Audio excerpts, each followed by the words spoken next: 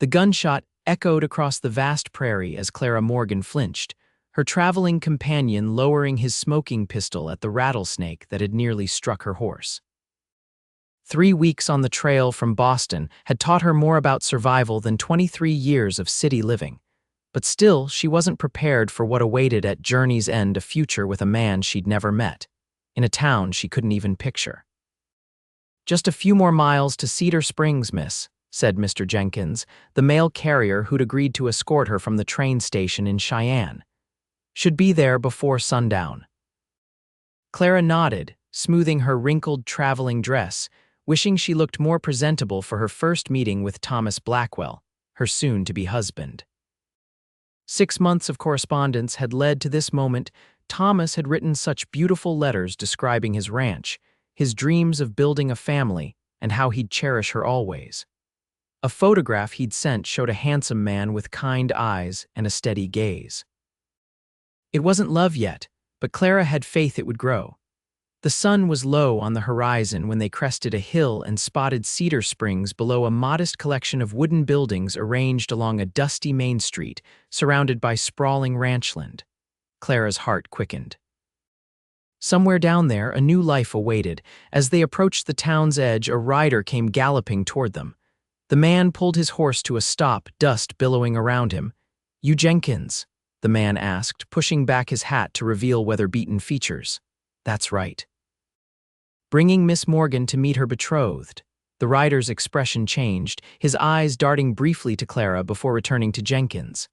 "Best you come with me to Sheriff Wallace's office first." "What's happened?" Clara asked, her voice barely above a whisper as dread pooled in her stomach. The man hesitated. "Madam, I think it's better if the sheriff explains." 20 minutes later, Clara sat frozen in Sheriff Wallace's office, his words hanging in the air between them. Thomas Blackwell was killed 3 days ago during a cattle rustling incident, took a bullet protecting his herd. "I'm terribly sorry, madam." Clara's fingers clutched the handkerchief in her lap so tightly her knuckles whitened. "I see," she managed, though she saw nothing clearly through the haze of shock. "He spoke of you often, miss," added a deep voice from the doorway. Clara turned to see a tall man filling the frame, hat in hand. Dust coated his leather vest and cotton shirt, and a shadow of stubble darkened his jaw. His eyes, however, were startlingly clear, a vivid blue that reminded her of summer skies back home. "Miss Morgan, this is Isaac Owens," Sheriff Wallace said. "Thomas's neighbor and best friend." Isaac nodded respectfully.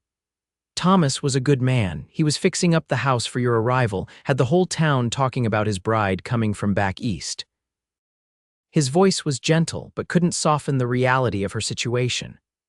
"What am I to do now?" Clara asked, more to herself than anyone in the room. 3,000 miles from home, her savings nearly depleted by the journey west, and the future she'd planned vanished like morning mist. Sheriff Wallace cleared his throat. "We've taken up a collection for your return fare." "No," Isaac interrupted, stepping forward. He looked directly at Clara, his gaze steady.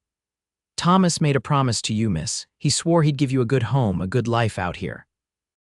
He paused, something resolute settling in his features. "Then let me keep his promise." The room fell silent. "Mr. Owens, that's hardly appropriate," Jenkins began. "I'm not proposing marriage," Isaac clarified quickly. "Thomas left a good ranch, a comfortable house. Someone needs to work that land. Miss Morgan needs a place to stay. I can offer employment and protection while she decides what she wants to do." Clara studied him, this stranger offering an unexpected lifeline. "You do that for a woman you don't know." "I'd do it for Thomas," he answered simply. "And for someone brave enough to travel across the country on the strength of letters and hope." 3 days later, Clara stood on the porch of what should have been her marital home, watching Isaac mend the corral fence. The small ranch house was indeed comfortable, 2 bedrooms, a tidy kitchen, and a sitting area with bookshelves Thomas had built. He'd even planted wildflowers along the path to the front door. Signs of the man she'd never know were everywhere. Isaac had been true to his word. He'd moved his bedroll into the barn, giving Clara complete privacy in the house. He worked from sunrise to sunset, tending cattle, fixing what needed repair, and keeping his distance except at mealtimes, which they shared in awkward silence. That evening, as Clara served a simple dinner of beans and cornbread, she decided to breach the wall between them. "Did you know Thomas well?" she asked. Isaac looked up from his plate, seemingly surprised by her question. "Since we were boys, our father's ranches bordered each other. We grew up together. What was he like, really like, I mean, beyond what he wrote in letters?" Isaac considered this, setting down his fork. "Honest, hardworking, stubborn as a mule when he believed in something." A faint smile touched his lips, always singing off key. "Couldn't carry a tune in a bucket but never stopped trying." Clara smiled despite herself. "He never mentioned that."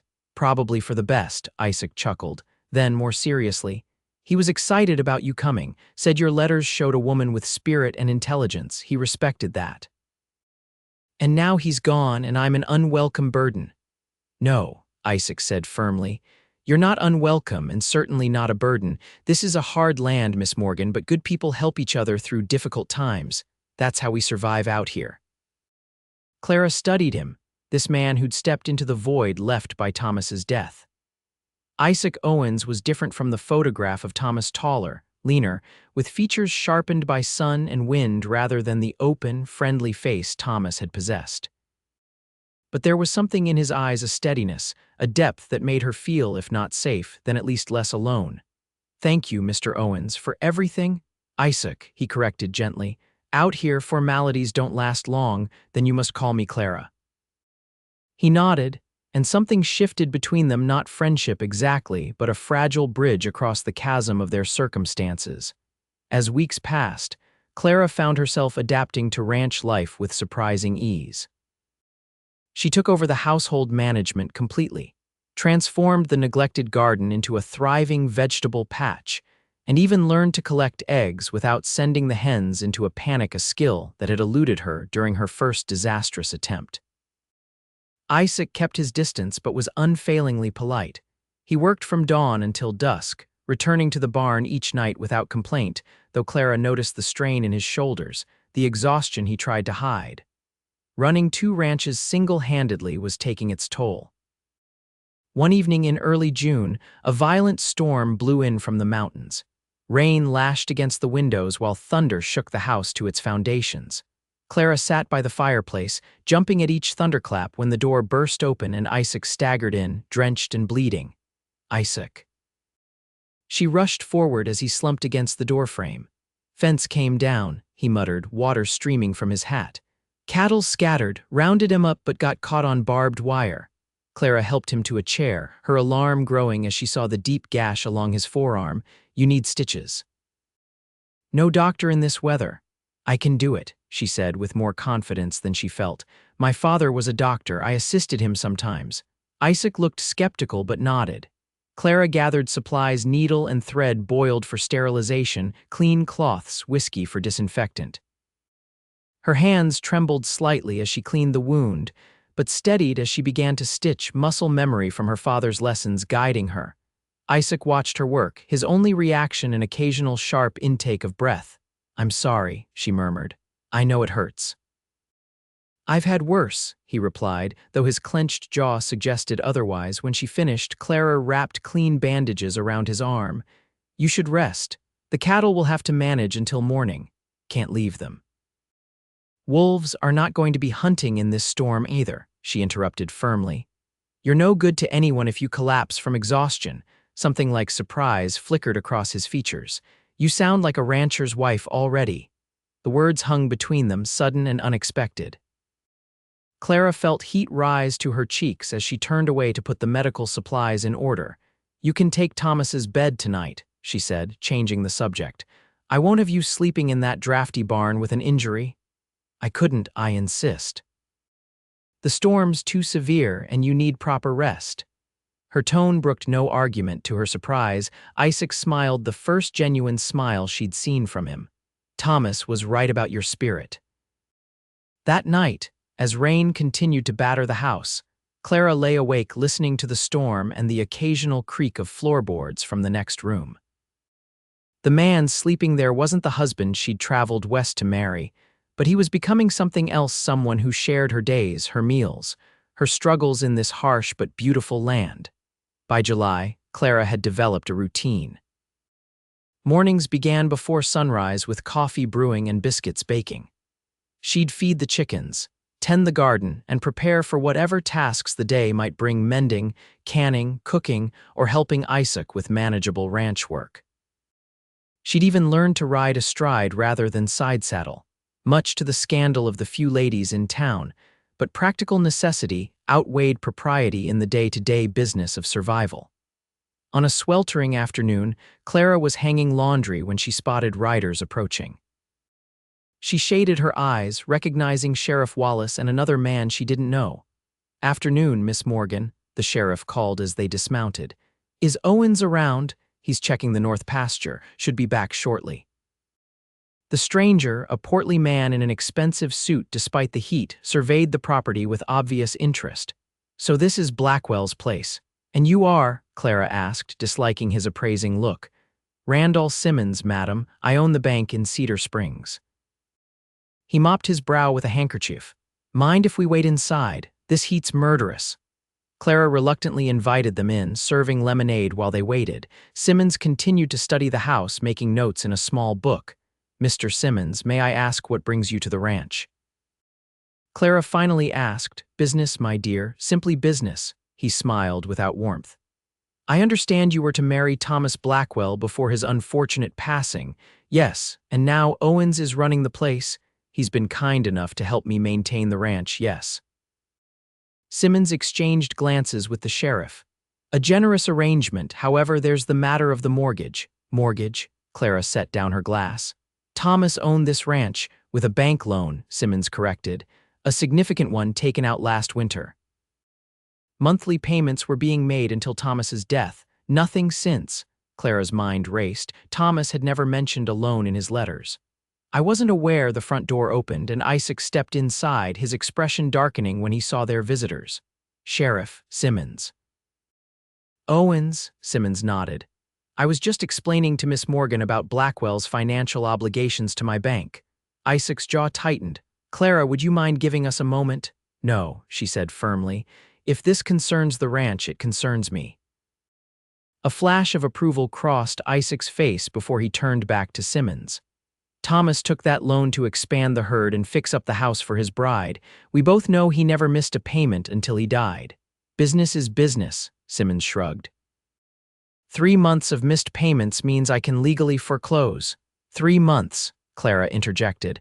"Thomas died barely 2 months ago," Simmons smiled thinly. "He missed the payment due the week before he died. I've been patient out of respect for the circumstances, but my investors expect returns." "How much?" Isaac asked. Simmons named a figure that made Clara's heart sink. It was more than she had, more than they could possibly raise quickly. "You have until the end of the month," Simmons said, rising. "Then I'll be forced to take possession." After they left, Clara stared at Isaac in dismay. "He can't really take the ranch, can he?" "He can and will," Isaac said grimly.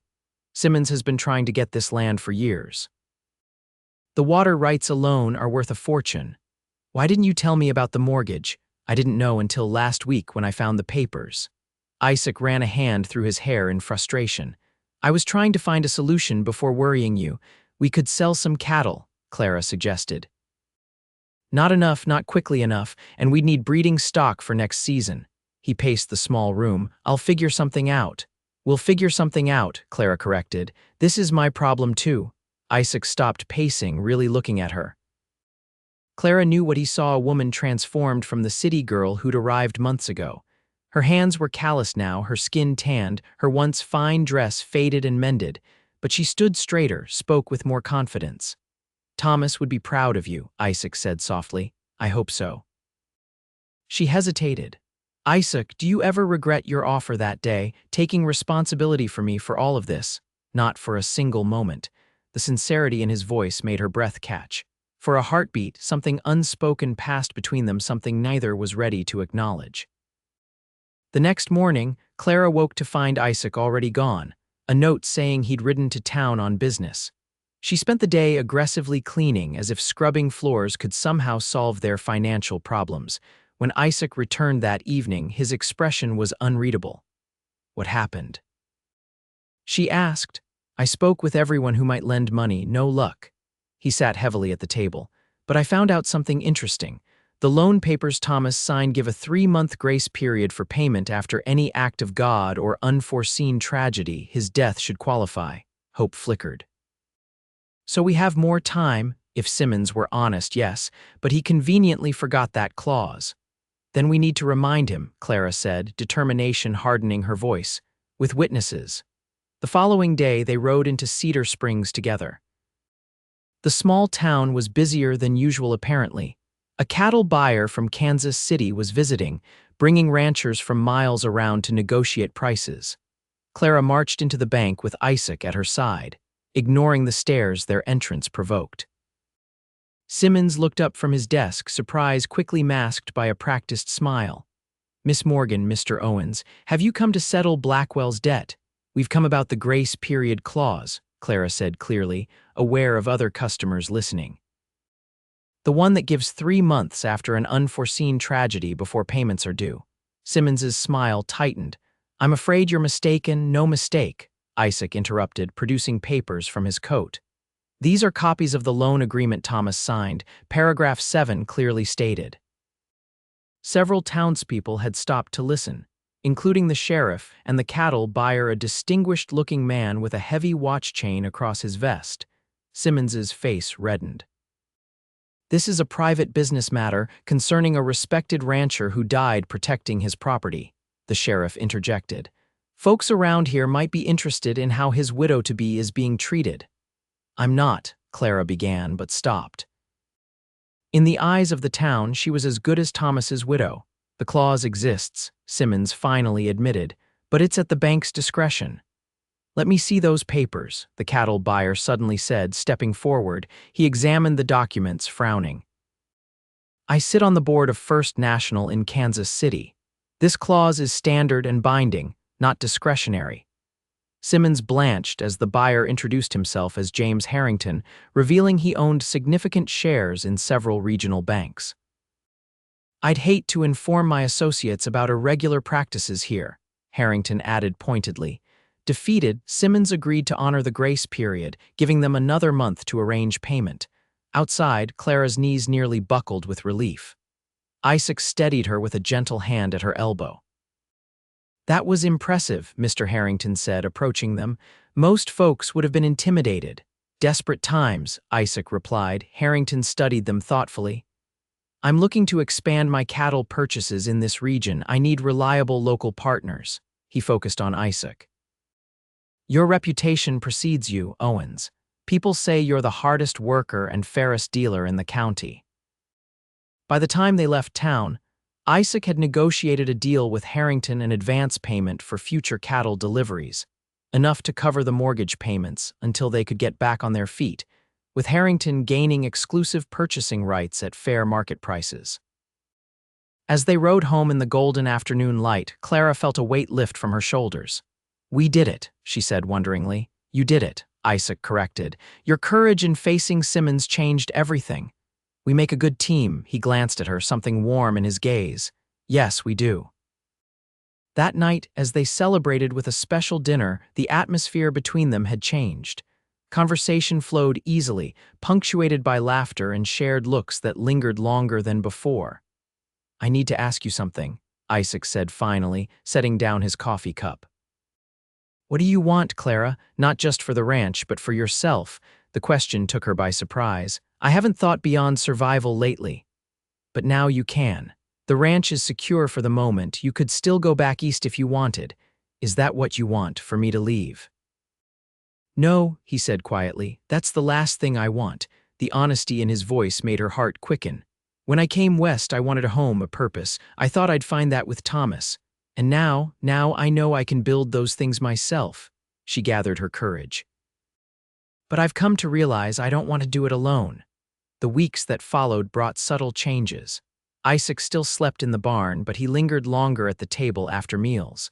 They began reading together in the evenings. Isaac had never had much schooling, but he loved hearing stories. Clara found herself watching his face as she read, the way his expressions shifted with the narrative. In town, they were increasingly regarded as a unit. Mr. Owens and Miss Morgan were invited together to Sunday socials and barn raisings. Clara noticed the speculative glances, the whispered conversations that stopped when they approached, but found she didn't mind. What did trouble her was the ghost between them, Thomas. She'd come west to marry him, had mourned him without ever meeting him. Now she was falling in love with his best friend, and the guilt sometimes overwhelmed her. One evening in late August, they sat on the porch watching a spectacular sunset paint the sky in shades of orange and purple. A comfortable silence stretched between them until Clara finally voiced her thoughts. "Do you think Thomas would mind us becoming close?" Isaac considered this, his profile outlined against the fading light. "Thomas wanted your happiness above all else. That's what he wrote to me after you accepted his proposal. He wrote to you about me, many times. He was worried at first that he wasn't good enough for an educated Eastern lady. I told him any woman brave enough to come west sight unseen had the right kind of spirit." Clara smiled at that. "You judged me before you met me. Accurately, it seems." He turned to face her fully. "Thomas would want us both to be happy, Clara. He wasn't a selfish man, and are you? Happy, I mean. More than I've ever been," he answered simply. "Despite everything, despite the circumstances that brought us together." Clara reached across the space between them, her fingers finding his. "I never expected to find happiness after what happened. It feels almost wrong sometimes. Life goes on, even after loss. Sometimes especially after loss." His hand tightened around hers. "We honor Thomas by living well in the world he left behind." That night, for the first time, Isaac didn't return to the barn. Instead, he kissed her hand at her bedroom door, his eyes asking a question she wasn't quite ready to answer. Clara stood on tiptoe and kissed his cheek before retreating into her room, her heart pounding like a schoolgirl's. The harvest season brought a flurry of activity. Together they worked from dawn to dusk, bringing in garden vegetables for winter storage, helping neighboring ranches with roundups, and preparing the ranch for the coming cold. In early October, a letter arrived from Boston, Clara's older sister, responding to news of Thomas's death and Clara's decision to stay. The letter was full of concern and offers to send money for her return journey. "Your family worries for you," Isaac said as she read portions aloud. "They can't imagine this life," Clara replied. "To them, the West is nothing but danger and hardship." "Isn't it?" he asked with a half smile. "It's so much more." She gestured toward the window, where golden aspen trees shimmered against the blue mountains. "I've never felt more alive than I do here." Isaac's expression softened. "Write and tell them that." She did, spending an evening composing a letter explaining not just her decision to stay, but the richness she'd found in this new life, the community that had embraced her, the satisfaction of work with visible results. And yes, the man who had kept a promise not his own. As October waned, the first snow dusted the mountains. The evenings grew longer, and Clara and Isaac spent them planning for spring which fields to plant, whether to expand the herd, how to improve irrigation from the creek. "You're thinking like a rancher now," Isaac observed one night as they pored over hand-drawn maps of the property. "I had a good teacher." She looked up to find him watching her intently. "Clara," he said, his voice suddenly serious. "I need to ask you something." Her heart stuttered. "Yes." "I know this isn't what you came west for. Your life here with me, it happened by chance, by tragedy. I've tried to be honorable, to give you time and space." "Isaac," he held up a hand. "Please let me finish before I lose my nerve." He took a deep breath. "I love you, Clara Morgan. I think I started falling in love with you that first day, watching you sit so bravely in the sheriff's office after having your world turned upside down." Clara felt tears spring to her eyes. "I'm not Thomas," he continued.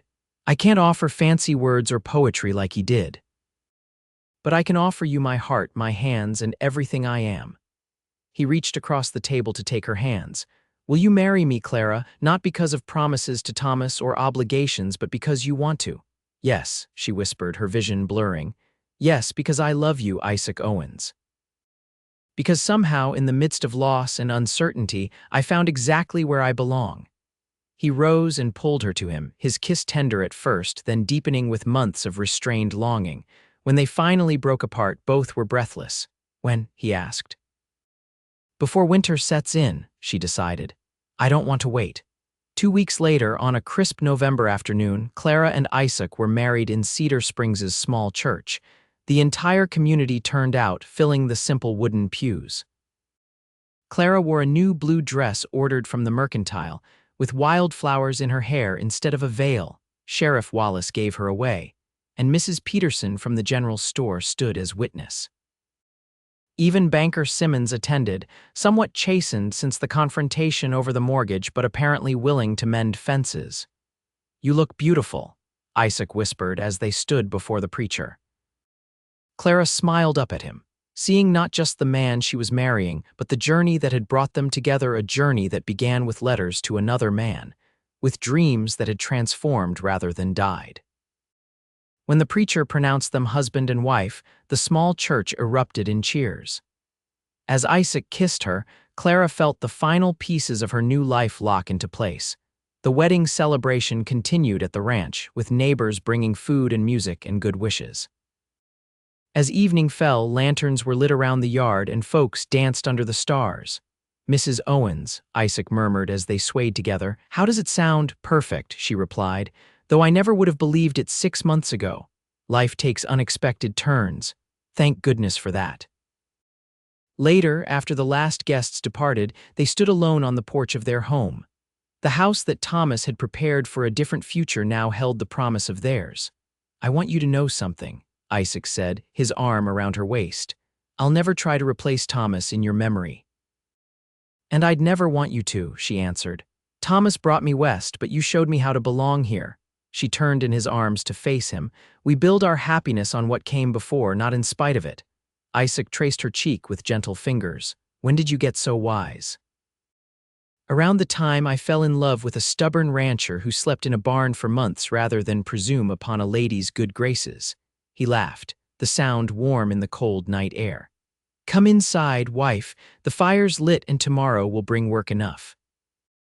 As Clara followed her husband into their home, she thought about the strange, winding path that had led her here, the letters exchanged with a man she'd never meet, the journey across a continent, the grief and uncertainty, and finally, the love that had grown in rocky soil and flourished against all odds. Thomas's promise had been kept, though not in the way anyone could have foreseen. She had found a home, a purpose, and a love deeper than she'd dared to hope for when she'd first headed west. Outside, the first heavy snow of winter began to fall, blanketing the ranch in pristine white, marking the end of one season and the beginning of another, just as Clara and Isaac's life together was beginning, built on tragedy but reaching toward joy, one day at a time.